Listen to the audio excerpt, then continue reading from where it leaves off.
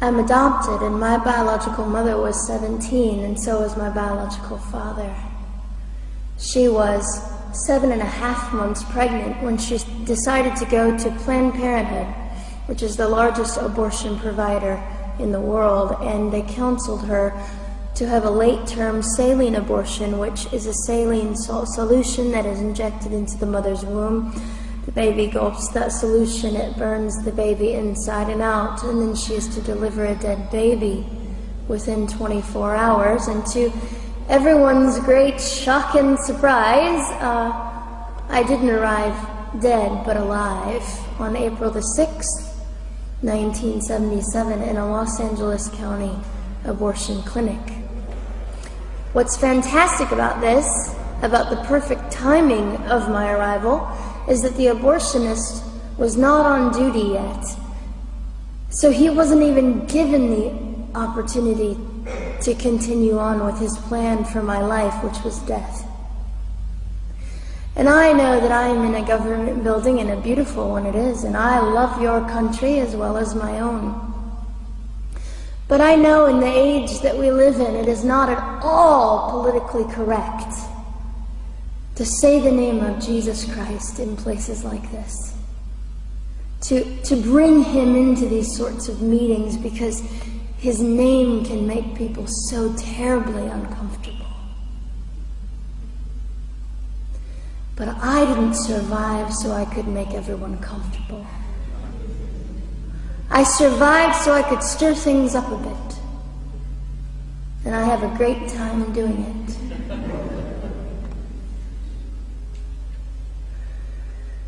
And so I was delivered alive, as I've already said, after 18 hours. I should be blind, I should be burned, I should be dead. And yet I'm not. You know what is fantastic vindication is the fact that the abortionist had to sign my birth certificate. So I know who he is. And it also says, for any skeptic listening, on my medical records, born during saline abortion. Ha! They didn't win. I've done some research on the man that performed the abortion on me. And his clinics are the largest chain of clinics in the United States of America, and they gross $70 million a year. I read a quote from him at some point several years ago, and he said, "I have aborted over 1 million babies, and I consider it my passion." I tell you these things because, listen, ladies and gentlemen, we are in an interesting battle, whether we realize it or not, in this world. It is a battle between life and death. What side are you on?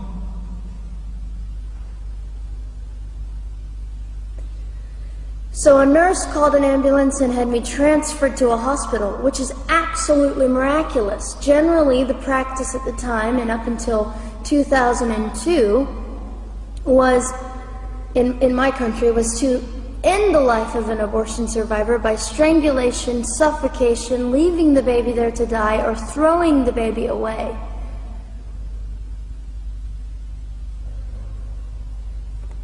But on August the 5th, 2002, my extraordinary President Bush signed into law the Born Alive Infants Protection Act to prevent that from occurring anymore. You see, we're playing for keeps. We're playing I'm hoping to be hated by the time that I die so that I can feel God about me and understand what it was to be hated. He was hated. Christ was hated. And not that I look forward to being hated, but I know along my journey, I know I'm already hated because I declare life. I say, you didn't get me. The silent Holocaust didn't win over me. And my mission, ladies and gentlemen, among many things, is this: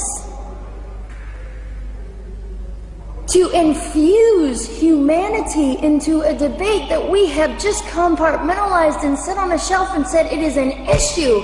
We have removed our emotions. We are becoming harder. Do you really want that? How much are you willing to take, and how much are you willing to risk to speak the truth in love and graciousness and stand up and at least be willing to be hated? Or at the end of the day, is it all about you or me? And so, after that, I was placed in an emergency foster care home, where they decided they didn't like me very well, and as I'm fond of saying, I don't know how you could not adore me right from the start. What is wrong with these people? But they didn't. You see, I've been hated since conception by so many, and loved by so many more, but most especially by God. I'm his girl. You don't mess with God's girl. I got a sign on my forehead that says, you better be nice to me because my Father runs the world. So after I was placed in the mean home, I was taken out of the mean home and placed into another home, a beautiful home, Penny's home. And she said by this time I was 17 months old, 32 pounds of dead weight, and diagnosed with what I considered to be the gift of cerebral palsy, which was caused directly by the lack of oxygen to my brain while I was trying to survive. Now, I am just compelled to say this. If abortion is merely about women's rights, ladies and gentlemen, then what were mine? There was not a radical feminist standing up and yelling about how my rights were being violated that day. In fact, my life was being snuffed out in the name of women's rights. And ladies and gentlemen, I would not have cerebral palsy had I not survived all of this. So when I hear the appalling, disgusting argument that we should have abortions because the child just might be disabled, oh, the horror that fills my heart. Ladies and gentlemen, there are things that you will only be able to learn by the weakest among us. And when you snuff them out, you are the one that loses. The Lord looks after them, but you are the one that will suffer forever. And what arrogance, what absolute arrogance, and it has been an argument for so long in this human place that we live, that the stronger should dominate the weaker, should determine who lives or dies. The arrogance of that. Don't you realize that you cannot make your own heart beat? Don't you realize that all the power that you think you possess, you really possess none of it? It is the mercy of God that sustains you, even when you hate him.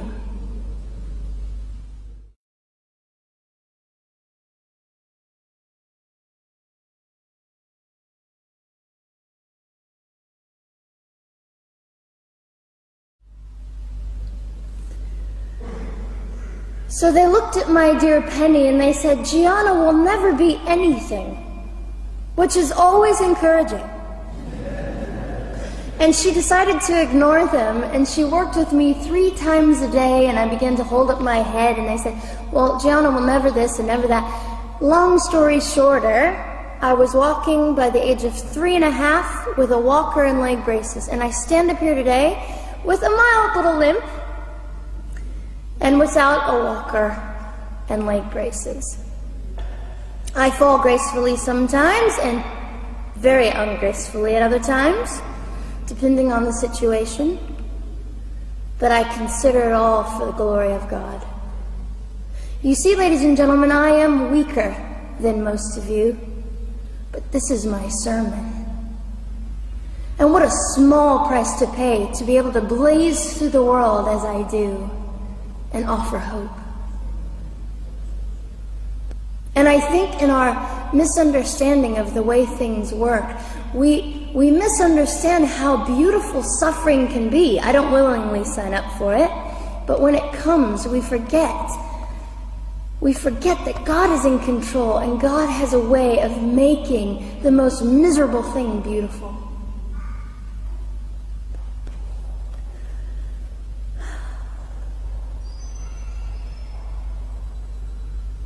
I have met my biological mother.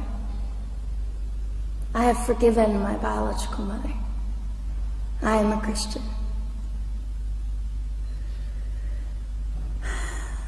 She's a very broken woman. She came to an event I was having 2 years ago, showed up unannounced, and said, "Hello, I'm your mother." And it was a very difficult day. And yet, while I was enduring all of this, you'll probably think I'm silly, but I was sitting there and I was thinking, I don't belong to you. I belong to Christ. I'm his girl, and I'm a princess. So no matter what you say, in all your anger and brokenness and rage, it's not mine to keep. It's not mine to carry, and I won't. I was saying all this inside. So ladies and gentlemen, you have an opportunity. But for just a brief moment, I would like to speak directly to the men in this room and do something that is never done. Men, you are made for greatness. You are made to stand up and be men.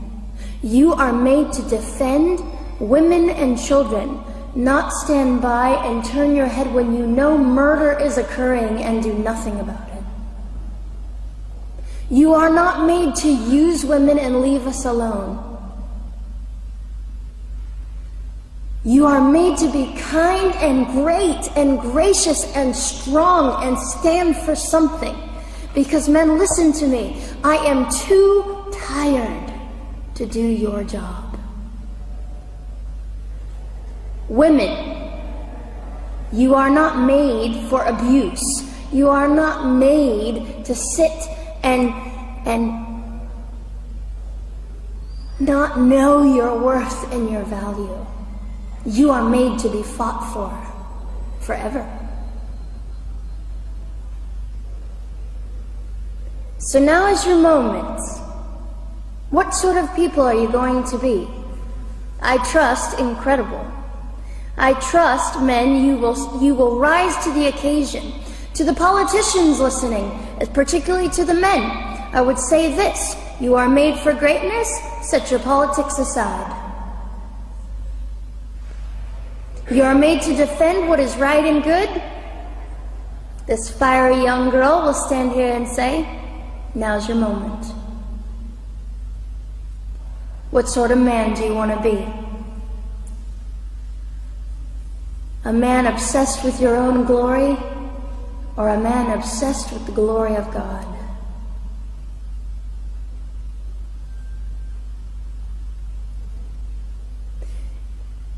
It's time to take a stand, Victoria. This is your hour. God will assist you. God will be with you. You have the opportunity to glorify and honor God in 2008. I'll just end with this. Some of you might be slightly annoyed that all I keep doing is talking about God and Jesus. But how on earth can I walk about limping through this world and not give all my heart and mind and soul and strength to the Christ who gave me life. So if you think I'm a fool, it's just another jewel in my crown. My whole intent in living here is to make God smile. I hope some of this made sense. It just came from my heart. God bless and keep you.